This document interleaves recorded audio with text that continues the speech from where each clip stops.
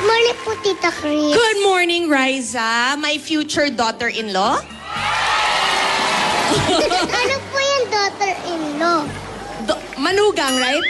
Tama? Manugang. Kung magkatuluyan kayo ni Bimbi, magiging mommy mo na ako. Ma! Mga ano pa? 20 years from now. Ang tagal po. Uy!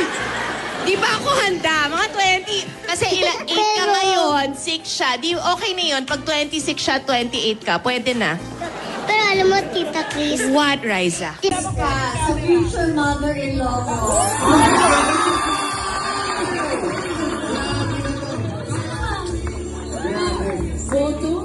Grabe naman, in-announce na.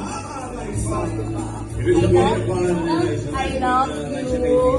Ano na? Ang laki ng pinanda mo. Wow! Lalo pag malapitan mo, no? Kaya I think dahil may nagpapaganda sa'yo.